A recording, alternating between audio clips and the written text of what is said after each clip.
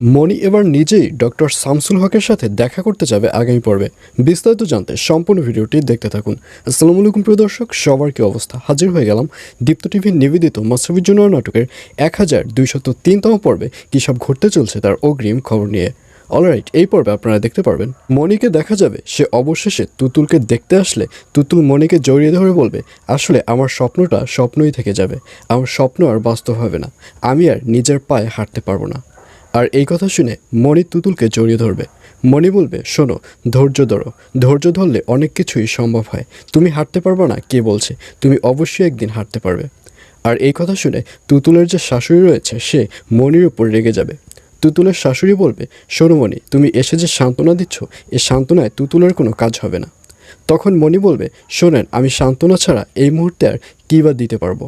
তখন সাগর বলবে, মনি, আসলে তুতুলের পা ঠিক হবার জন্য মাত্র একটাই উপায় আছে, আর সেটা হচ্ছে ডক্টর শামসুল হক।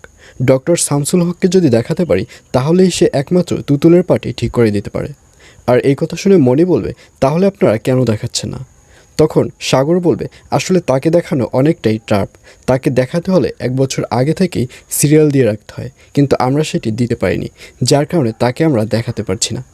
তখন মনি বলবে, ও আচ্ছা, ঠিক আছে, তাহলে ওটা নিয়ে আপনারা আর টেনশন করবেন না, আমি ডক্টর শামসুল হকের সাথে কথা বলবো এবং আমি সেখানে গিয়ে রিকোয়েস্ট করব যাতে করে এই একটা সিরিয়াল যেন তারা নেয়। আর এই কথা শুনে তুতুলের শাশুড়ি বলবে, তুমি কি পারবে? তখন সাগর এবং তুতুল তারা দুজন একসাথেই বলবে, হ্যাঁ, মনি পারবে। এবং এক পর্যায়ে মনিকে দেখা যাবে সে ওখান থেকে চলে গিয়ে এবার ডক্টর শামসুল হকের চেম্বারে যাবে এবং সেখানে গিয়ে তার সাথে দেখা করবে। আর অন্যদিকে নওরিনকে দেখা যাবে নওরিনের বাবা অর্থাৎ জালাল চৌধুরী যে রুনার সাথে কথা বলছে এই ব্যাপারটি দেখে নওরিন রেগে যাবে এবং নওরিন বলবে, গত 6 মাসে তুমি তো একটাবারও আমাকে ফোন দিয়ে আমার সাথে কথা বলোনি, কিন্তু রুনার সাথে তো ফোন আলাপ চলেই যাচ্ছে। আমি খুব ভালো করেই বুঝতে পেরেছি যে তুমি আমাকে কতটা ভালোবাসো।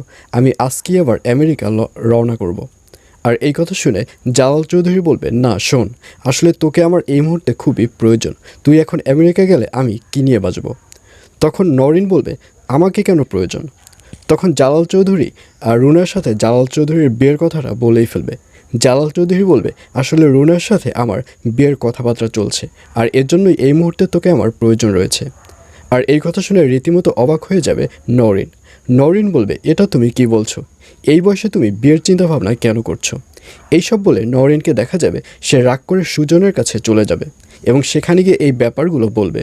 কিন্তু প্রথম দিকে সুজন আশ্চর্য হলেও পরের দিকে যখন জানতে পারবে যে জালাল চৌধুরীর বিয়ে তার একমাত্র খালাতো বোনের সাথে হবে, তখন সুজন অনেক বেশি খুশি হবে। সুজন বলবে, আমার এই বিয়েতে কোনো আপত্তি নেই। আর এছাড়াও থাকবে আরও আশ্চর্য সকল ঘটনা। সুতরাং সবাইকে মাশরাফি জুনিয়র নাটকের আগামী পর্ব দেখার আমন্ত্রণ রইল।